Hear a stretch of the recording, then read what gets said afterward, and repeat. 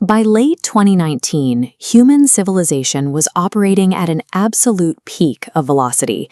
We had engineered a world where oceans were crossed in hours, supply chains spanned continents in days, and physical distance was little more than a minor logistical hurdle. Millions of people moved through massive urban centers every single day.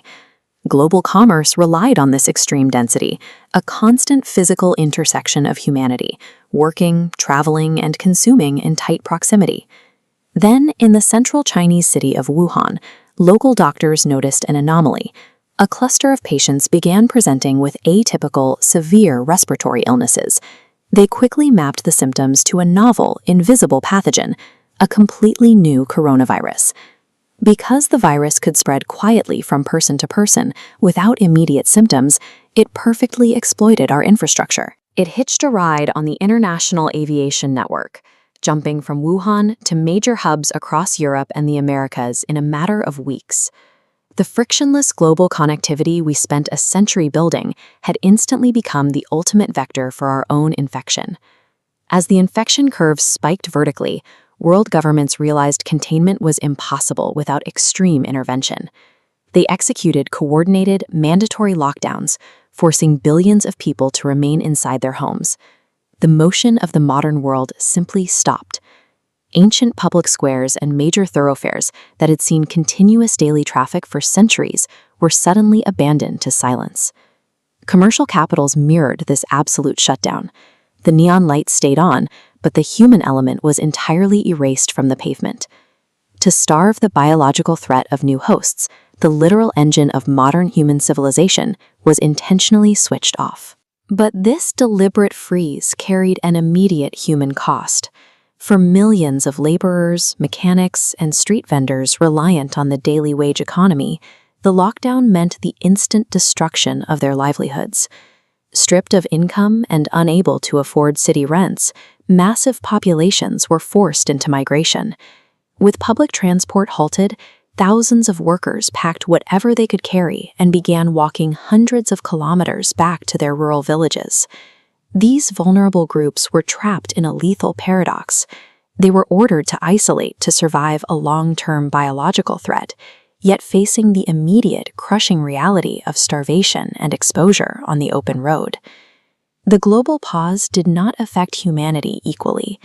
It acted as a severe stress test, exposing and fracturing the deepest economic fault lines in our society. While the streets emptied, the epicenters of the crisis shifted indoors. Hospitals and regional clinics took the full concentrated force of the exponential patient surges. Doctors, nurses, and medical staff became the final physical barrier against the pathogen. They worked grueling, continuous shifts encased in heavy protective gear, constantly exposed to the very virus they were fighting. For those experiencing severe clinical progression, the virus aggressively attacked the respiratory system.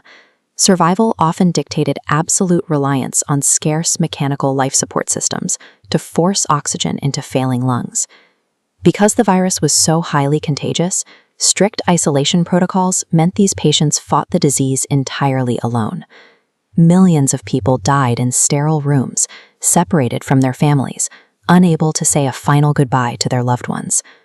The strain on our medical systems yielded a profound collective trauma, forcing a deeply uncomfortable reevaluation of mortality, isolation, and how we care for the sick. While lockdowns slowed the initial transmission, ending the crisis required an active, global counteroffensive mobilized by the world's scientific community. This timeline chart compares historical vaccine development with the COVID-19 response. To compress a 10-year process into 10 months, researchers utilized mRNA technology. mRNA, or messenger RNA, is a genetic technology that teaches our cells how to make a protein that triggers an immune response, rather than putting a weakened germ into our bodies. This accelerated timeline was largely possible because laboratories sequenced the virus's genome within days and immediately shared that critical data openly across international borders. By late 2020, that shared data and intense clinical testing resulted in the physical mass production of highly effective vaccines. This rapid deployment stands as a massive scientific triumph, effectively shifting the trajectory of the pandemic. and giving the human immune system the blueprint it needed to fight back. As global vaccination campaigns took hold, the severe infection rates dropped. The immense pressure on intensive care units slowly began to vent, allowing governments to ease restrictions. Society began to physically reintegrate, but the environment had adapted.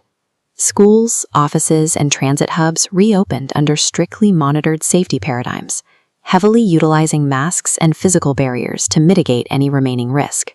We returned to the streets, but carried invisible scars.